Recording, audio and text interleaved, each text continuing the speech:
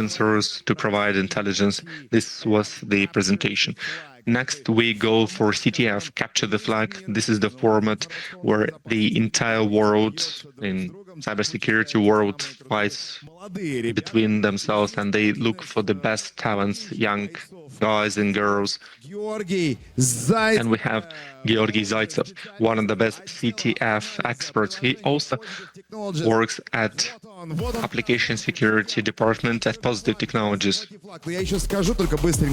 But before you continue your presentation, please do not forget that we have Cyber Summer and we have our contest, photo contest. You can take a photo of Georgy, you can take a photo of the stage and upload it to the internet. We have this photo contest and you can win gifts from Peter Publishing House that issues books on cybersecurity, on brain activity, on cyber hygiene. So now back to CTF, back to Capture the Flag. Georgy Zaitsev, you have the floor. Hi everyone, hi dear friends, my name is Georgy Zaitsev. Who am I? I'm a reverse engineer, work at Positive Technologies.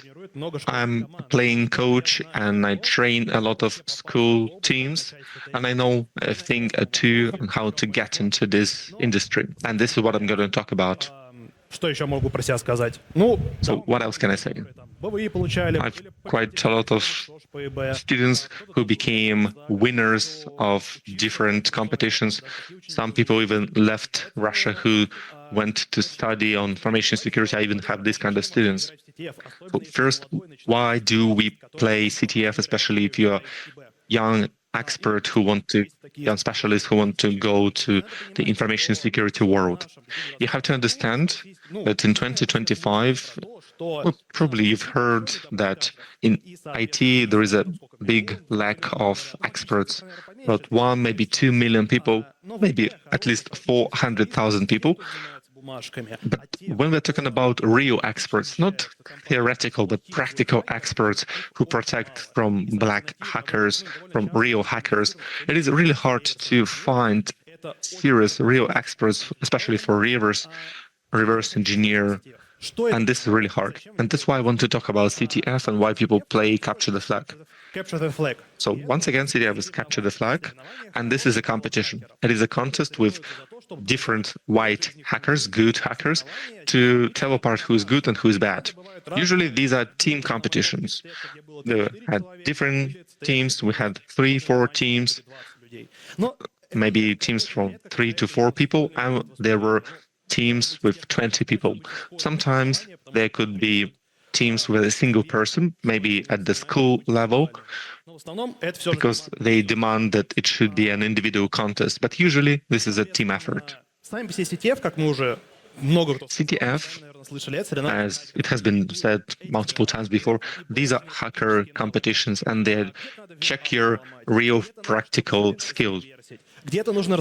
You have to reverse engineer some things, you have to analyze incident response, and you can do this in 2 different ways. The first format is that you can Jeopard, you can test the basics for the CTF. There is a great booth here, and they play Svoya Igra, which is the Russian analog of American TV show Jeopardy. So this is a trivia game, and CTF is exactly the same format. You have several categories, and for each of these tasks, for each of these problems, you receive certain amount of points. You also have defense attacks, or classiv. DEFCON number 4 started in Las Vegas in 1994, maybe 1996, I'm not sure. And in Las Vegas was the very first time for the CTF to Capture the Flag. Since then, people still continue to play attack and defense. You have multiple formats, but the teams have their own set of services. And the services mean that some infrastructure is being deployed here, maybe application for to purchase tickets online. Maybe it's an online compiler. And these teams have the same services and they try to hack each other and protect their services at the same time. So this is a more complex one. And if you care about CTF, you should start with the basic one, because for attack defense, you need some experience. What kind of categories do we have? You can have, well, in my opinion, there are five categories you can have here. First is web. This is where you need to hack web applications. You look for vulnerabilities, maybe on ticket purchase website, and somehow you get an advantage of it. Next is reverse engineering. You need to compile a program and you study the program. What happens there? What kind of algorithms are used? And for PWN, you have to exploit these binary exploits, binary vulnerabilities. These are low. This is about low-level access to defense. It's more about malware. Next point is forensics. Forensics is a standalone area because it's more about DFIR. For example, you maybe heard about this team. These are people who investigate incidents after the attack. So forensic people, it's not really exactly the criminal forensics, it's more about some studies from that industry. For example, you have a file system that was encrypted by a malware, or maybe you take apart a dump from the memory to understand how the viruses work. Crypto, it's not cryptocurrency. Crypto is cryptography. And crypto here means that it checks your mathematics skills, checks your math skills, how different crypto algorithms work. And finally, MISC is a lot of different things. For example, OSINT is in this category. It can be part of CTF. But web, reverse engineering, forensics, and crypto are the four mains if you want to go into this competition. Any team has multiple people, and it doesn't mean that a single person is a universal soldier that can do anything. You have your own special team. We can imagine like this here on this image. There might be one of the team members who can do real good crypto. They can have some skills in web and miscellaneous, but they are an expert in reverse engineering. So you need to know your skills, and if you have a team, that obviously it should cover the whole scheme. So, for example, I'm an expert in reverse engineering and cryptography. So what exactly is a flag? You could hear different terms from our industry, and it might sound a little bit weird for people who are outside. So different tasks, capture the flag, services, but what exactly is a flag? So the flag is a line in a certain format. Usually it has two pieces. Before the figurine bracket, you have some line, and then you have it inside it. So, for example, CTF, a figurine bracket, is a format of this flag. It can be different, but it's usually fixated. If you have a certain competition, you will have a specific form for this line, but inside those lines can be different, and they represent different data. They can represent sensitive data that can be stolen by hackers. So this is the playground. We do not violate the law. We're not criminals. We just play test it. So these could be personal data, bank account data, some service data, maybe encrypted information. And our task as CTF people to get those flags from a task. And task is just a problem for some mid-level CTF. Maybe you would have to solve 20 tasks in 20 hours, 12 hours, 24 hours. And once again, this is a team effort. You do not have to do this on your own. Usually, if you have a specialty, you will take this area, maybe reverse engineering, and your team would expect you to solve this problem, not all the problems. The main question which we hear from students, from parents, what is the timeline? How fast do you get the skills? So, for example, I start with CTF, and how many years would it take for me to become a confident CTF member? How fast can I become a professional? How fast can I get a job in cybersecurity? Well, let's be honest, our life are a little bit sad, and you cannot just upload skills to someone's head. Your timeline depends on your effort. It depends on your interest. It depends on your motivation. I had different students. There was a young lady, who approached me and asked, "You have a reverse engineering category. How do I solve this?" I just showed her in 30 minutes how to use IDE Pro, and she solved all the most difficult tasks in 30 days. In just 1 month, and we were completely taken aback. It took you only 1 month to solve all the most difficult problems. Помните о том, что самое главное — это вовлеченность, а еще самое главное — это постоянно играть. Одна из основных ошибок, которые совершают новички в CTF, они пробуют 1-2 CTF-ки поиграть и просто бросают, потому что они ничего не решили. И это самый невыигрышный путь. Самый выигрышный путь, если вы прорешаете CTF, вернее как, если вы не прорешаете CTF, а потом возьмете и посмотрите райтапы на этот CTF. Райтапы — это разборы решения задач. Обычно хорошие команды-организаторы их выкладывают. И вы... Usually the good organizer teams actually post them. So based on the write-ups, you can understand where you got things wrong, where you acted wrong, and you can just fix up the logic in your own mind. That really matters. Again, do make sure you work through the assignments and the tasks you did not address successfully. If you want to become a successful professional CTFer, where do I start? Well, usually they suggest that you just participate in the contests and CTF professional competitions. My approach is different. I split CTFs in 2 big categories.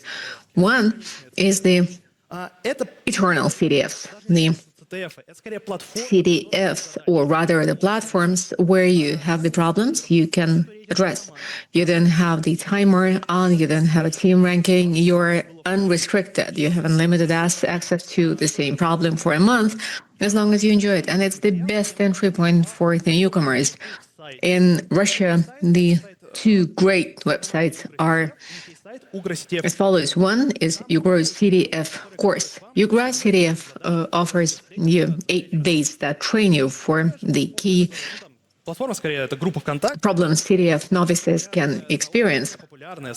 In the InContact community, that's the biggest, the most popular one, you have a St. Petersburg SPB CTF community where they publish with the YouTube videos, with all kinds of guidance, all the tasks you may get, from the simplest to the most complex ones. You can oftentimes encounter them only and solely in professional CTFs where people really fight for money.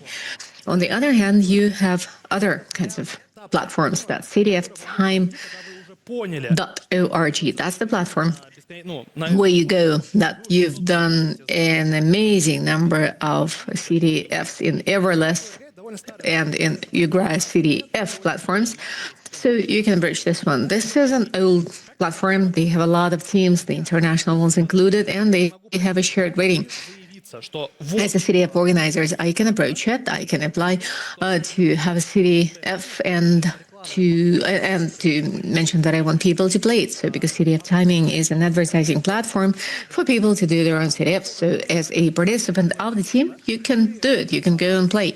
Now you take some place in the ranking. The organizers upload the scoreboard of the teams for CTF Time, and CTF Time attributes the score depending on the CTF rating and your position on the scoreboard. So you get some ranking. So depending on what your ranking is, you can make it to the global ones or the international ones. There are some HR departments that are specialized in CDFers. So one of the selection criteria is to check out what team the applicant played and what his CDF time rating is. So you take a picture of this QR code and come and see us. We'll be delighted to have you there. Ну, CTF — это больше такая школьная, студенческая история. А вот есть... CDF is a student story. It's a school kind of story. Now, if you're a big guy who wants to make big money and who can do it, CDF is one of the skills they pay for in vacancies. In the practical vacancies, you oftentimes see a line on that CDF skills are welcome or mandatory. In fact, I've seen a number of vacancies like this. They came with a requirement for CDF or standoff skills, or some kind of certification was required, like CTPF or something. I mean, it is not a very common thing. Rarely you can get paid for CDF. In fact, there is the CDF Cube, and if you do a non-academic tournaments, you can get some money for coming the topmost in the ranking, or otherwise you can get some merch. We love merch, right? It's great to fight for the merch too. Now, if you do the entire circle from the small CDFer to the professional CDFers winning the cubes and the standoffs, I mean, some very specific ones, because oftentimes CDFers make excellent standoffers as well. You will become an excellent expert. You will be a multidisciplinary, multitasking professional. In fact, the top Russian CDF team, not right now, some time ago, mainly consisted of programmers working in Google and other foreign companies. You can become an excellent security researcher. I do reverse engineering. I am one, and most of my skills I gained in CDF. I mean, F5 exit, the F5 exit skill I learned in CDF. If you play a lot and frequently, you will get a lot of DevSec operational skills, because in the defense CDF attacks, you learn how to raise and out some services. If you do extremely well in forensics, you may be called to digital forensic and incident response teams. That's digital forensics. It's investigation of the incidents. They can actually invite you to work there. It's a well-established, reputable profession they pay a lot for. CDFs are not about competitions.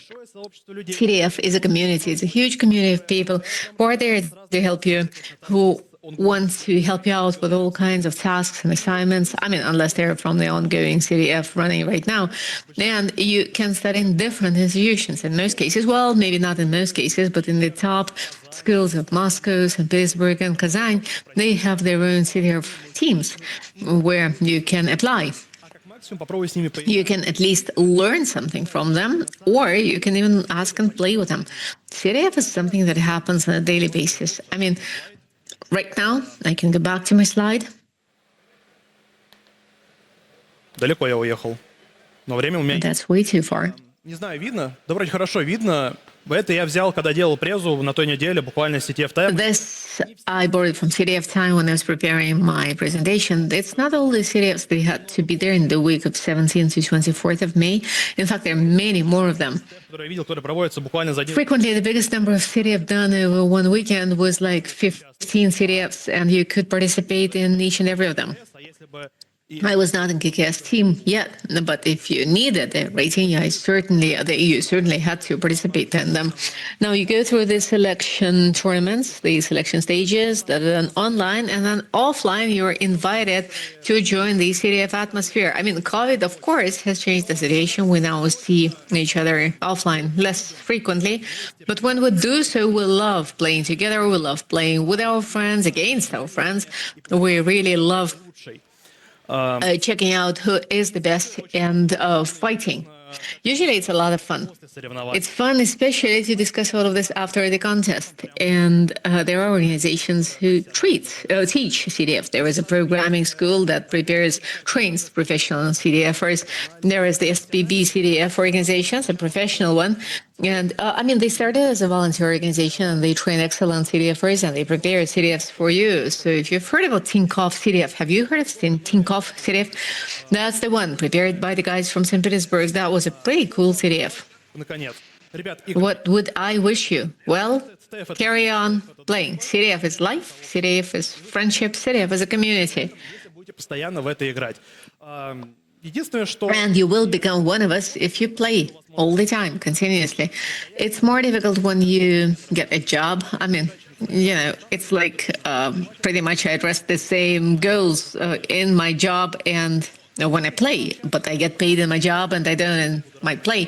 That's weird. Well, that is the case and it happens. Thank you. I'll be there on the right, waiting for your questions. Expert on Application Analysis, Department of Positive Technologies, Georgy Zaitsev. CDF, capture the flag. We have our own flag, right? That's question and answers. And we capture it all the time. So go capture it. We have a standoff, right? We are soon going to work the words, and there is a whole self-standing fight there of attacks and defenses and the incident investigation, right? The standoff option is really extremely useful. What would you say? Well, standoff can hardly be called a CDF because it's a completely different mode. Is that our original format? Standoff, is it some original format? Yeah, it is quite original as a format, as a mode. It was produced from Attack Defense. It acquired its own format. I would call it a single standoff format. Yes, it is a good thing, but it's more for professionals. Серьезный инцидент. Это It's for adult guys taking care of serious incidents. It's hacking an airport, a metallurgy company, a banking system. Exactly. You have this cyber